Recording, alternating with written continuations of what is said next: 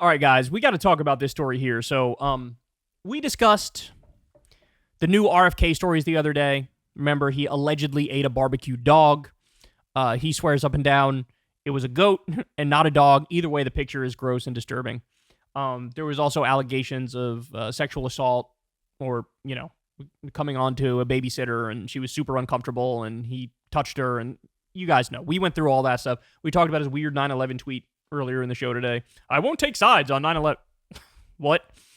But shout out to the boys over at The Vanguard who brought this to my attention. They did a segment where they talked about this. This is actually part of that same Vanity Fair article that had the other bombshells, and the media largely focused on those, including myself, the alleged barbecue dog and the sexual assault stuff, and there's some other stuff in there too.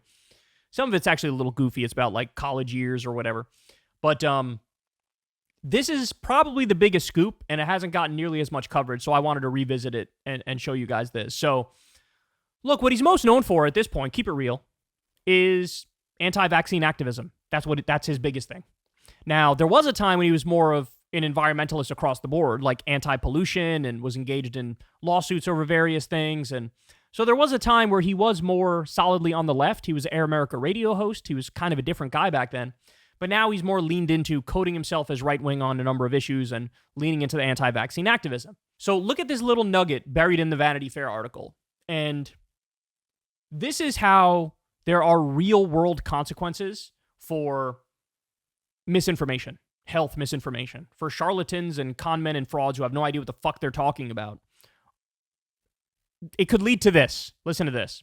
In 2018, RFK involved himself in a largely forgotten vaccine controversy in the American Samoan Islands. That year, 2 children died after receiving the MMR vaccine, sparking an island-wide furor, though it was later revealed that 2 nurses made a critical error administering the vaccines, accidentally introducing expired muscle relaxants into the formula. Kennedy's nonprofit took to social media to hype the deaths as evidence of vaccine dangers.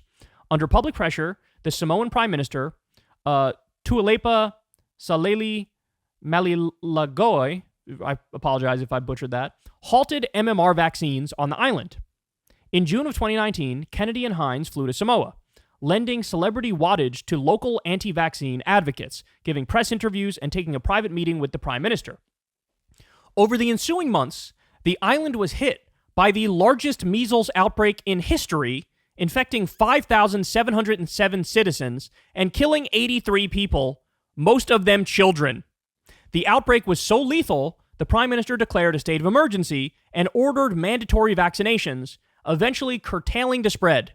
Later, one of Kennedy's biggest critics, a pediatrician and member of the FDA's advisory committee on vaccines, told PBS that Robert F. Kennedy Jr. had everything to do with that, and that shows you how disinformation can kill.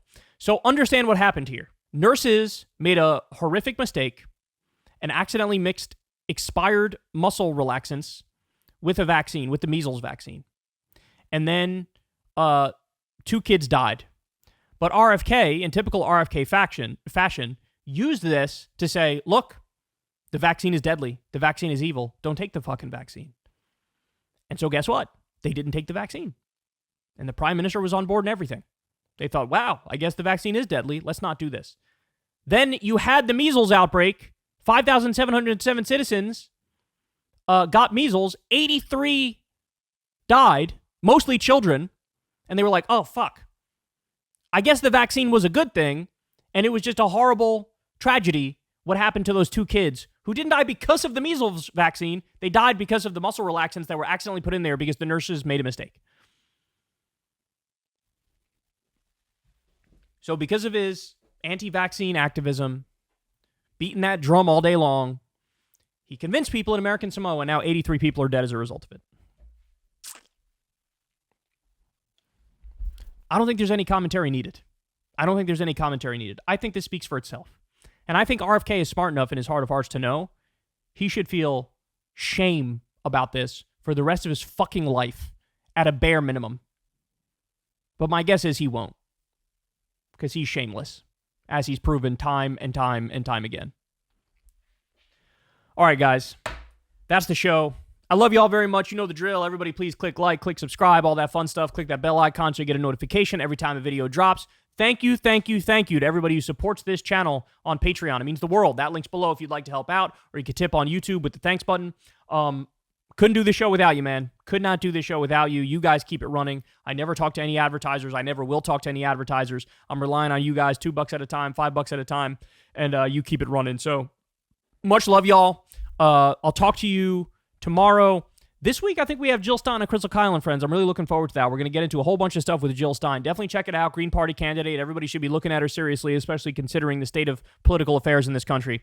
So, all right, I'll talk to all you guys later. Peace. Hey, y'all, do me a favor and like and subscribe. It helps out big time in the algorithm. Click the bell as well for notifications when videos drop. And watch that video on screen right now. You know you want to.